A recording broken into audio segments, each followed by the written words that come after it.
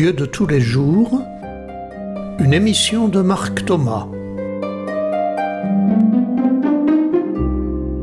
Cette émission est la dernière de la série Dieu de tous les jours et elle va être remplacée par une émission tout à fait dans le même style que je vous présenterai dans un instant. Mais au moment de quitter ce titre Dieu de tous les jours, je voudrais vous relire ce qui l'a inspiré. Un texte que j'ai écrit dans les années 1980 et qui, depuis, inspire ma vie quotidienne et qui a inspiré toutes ces émissions. Tous les jours, accueillir, offrir la grâce d'un sourire, la confiance d'une main tendue, l'appel d'une parole, le don d'une présence, la force tendre d'une étreinte, la nouveauté d'une rencontre, et tous les jours devenir humain. Tous les jours, choisir de gagner la paix au cœur même des conflits, où vérité et justice sont en cause. Oser pleurer parfois de la souffrance qui nous étreint, de la misère de l'autre, de l'insensé du monde, et tous les jours devenir humain. Tous les jours, oser traverser nos larmes jusqu'à irriguer nos sols trop secs et les terrains pierreux du monde. Vouloir y croire envers et contre tout et savoir deviner les premiers signes de tout relèvement. Et tous les jours, redevenir humain. Tous les jours, risquer l'aventure d'être soi-même, être fragile et passionné, un, unique parmi d'autres et avec eux. Risquer l'aventure de la rencontre, être manquant et solidaire, jardinier de la vie les uns par les autres fécondés, tendus vers l'accomplissement de tous et de chacun. Et tous les jours, ensemble, créer de l'homme. Et Dieu s'est fait humain aux tous les jours de l'homme. Par lui, avec lui et en lui, nos sourires et nos mains tendues, nos paroles et nos présences, nos étreintes et nos rencontres, nos combats et nos défis, nos larmes et nos rires, et même nos défaites où naissent nos espoirs, par lui, avec lui et en lui, tout cela réalise le salut pour l'humanité. Dieu, notre Dieu, s'est fait humain, Dieu de tous les jours.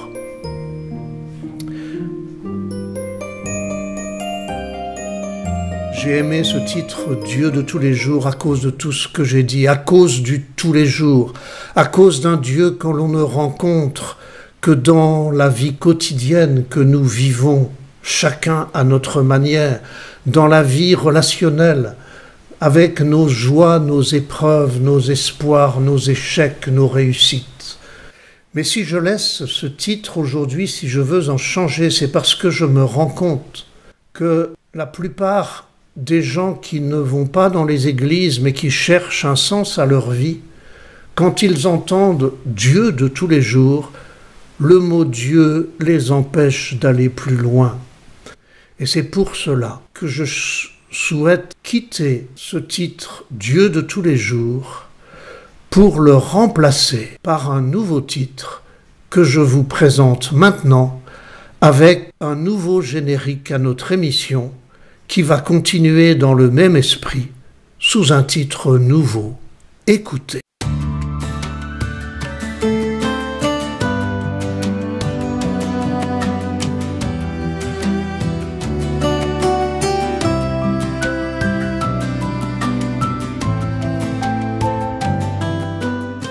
Paroles semées, paroles partagées. Une émission de Marc Thomas.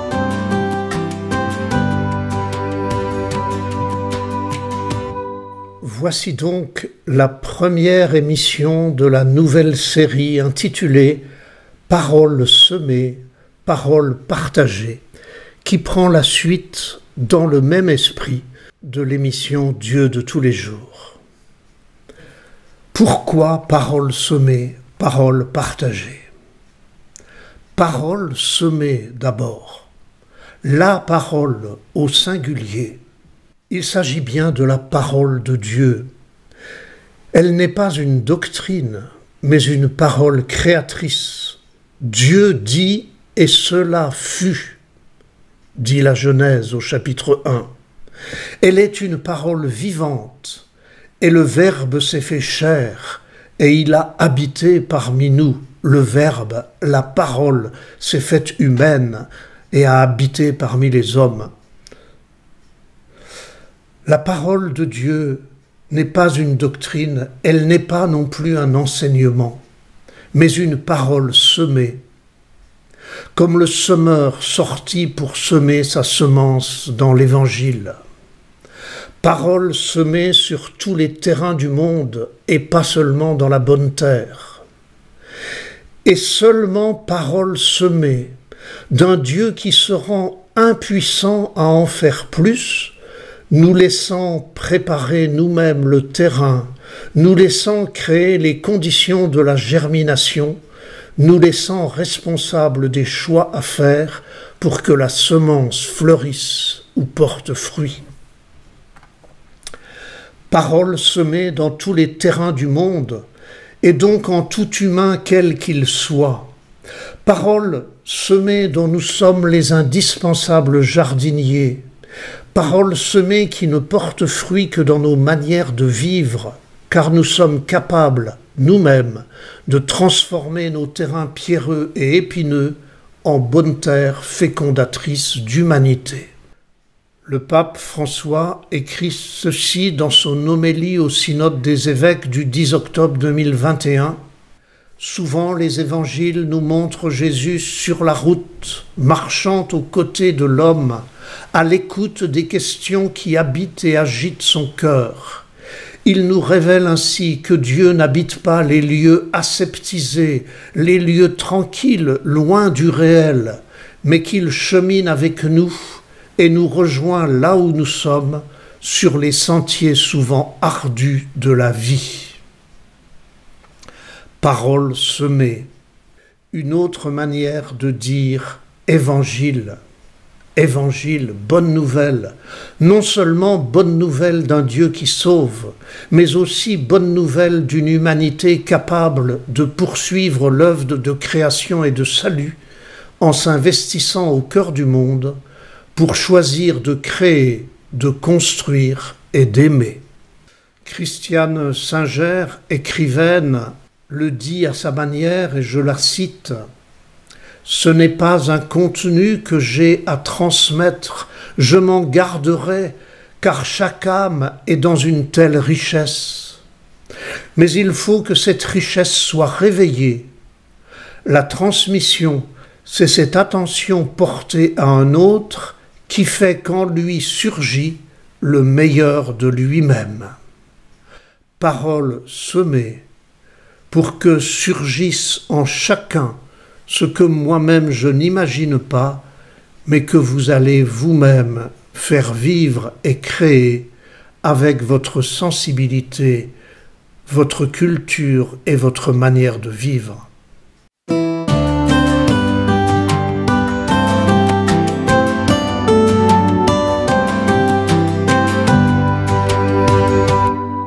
Le titre de cette émission est en deux parties. Parole semée, nous venons d'en parler. Et ensuite, parole partagée. Des paroles au pluriel. Car nos paroles sont diverses et uniques à la fois, comme nos visages, nos couleurs de peau, nos intelligences multiples, nos regards, nos interprétations, nos ressentis et nos émotions si différents chez les uns et chez les autres. Nos paroles sont aussi diverses et complémentaires, comme les différents membres de notre corps qui ont toujours besoin de s'articuler les uns aux autres pour que l'être humain tienne debout, avance et partent à la rencontre de soi et de l'autre. Oui, nos paroles diverses sont faites pour être partagées et échangées en dialogue et en débat. Quand chacun veut avoir seul la vérité, le débat devient combat, écrasement, domination, violence, destruction. Notre société, nos familles, nos collectivités, où s'affrontent tant d'égos qui veulent imposer leur vérité unique, s'autodétruisent. Partager la parole, c'est sauver l'humanité. Le poète Jean Sullivan écrit ceci dans son livre « Le bonheur des rebelles ». La vérité est une immense verrière tombée à terre, éclatée en 1000 morceaux. Chacun se précipite, se penche, prend un éclat de verre qu'il brandit et dit « Je tiens la vérité ». Ils se précipitent les uns sur les autres avec leurs morceaux de vérité en forme d'armes. Mais non, vous ne tenez qu'un morceau de vérité. Il faudrait patiemment, avec amour, rassembler vos morceaux, reconstituer la verrière, afin que de nouveau elle fasse chanter la lumière. C'était Jean Sullivan. Alors la deuxième partie du titre de cette émission, Parole partagée, parce que nul n'a le monopole de la parole, parce que chacun n'a qu'une interprétation qui n'approche de la vérité que lorsqu'elle s'exprime en restant à l'écoute des autres. Partage de la parole, groupe de parole dans les entreprises, partage d'évangiles dans les églises, médiation et négociation dans les conflits. Tant d'hommes et de femmes croient que dans le oui il n'y a pas bataille, comme dit le proverbe réunionnais. Ils s'obligent alors à dire amen à tout, au risque de la soumission. Tant de chrétiens disent un amen admiratif aux enseignements qu'ils entendent. Et si les prédicateurs anticipaient le amen en demandant « Et toi, et vous, qu'en pensez-vous » Je laisse la parole maintenant au pape François, toujours dans son homélie au synode des évêques en octobre 2021. Il dit ceci: « Découvrir avec stupeur que l'Esprit Saint souffle toujours de façon surprenante pour suggérer des parcours et des langages nouveaux. Apprendre à s'écouter mutuellement, évêques, prêtres, religieux et laïcs, tous les baptisés, en évitant les réponses artificielles et superficielles, les réponses prêt-à-porter, non. L'Esprit nous demande de nous mettre à l'écoute des demandes, des angoisses, des espérances de chaque Église, de chaque peuple et nation, mais aussi à l'écoute du monde, des défis et des changements qu'il nous présente. N'insonorisons pas notre cœur, ne nous blindons pas dans nos certitudes, les certitudes nous ferment souvent, écoutons-nous.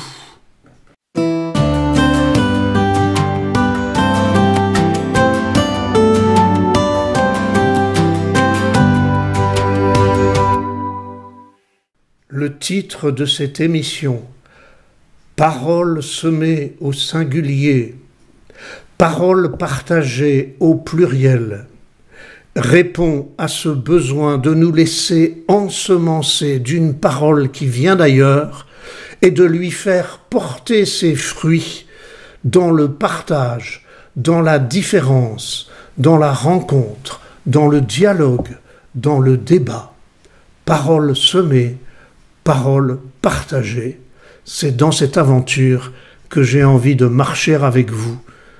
Dans l'émission de la semaine prochaine, je vous dirai comment je vous inviterai à prendre davantage la parole pour que l'émission soit, elle aussi, une émission de paroles partagées et non pas seulement le monologue de Marc Thomas.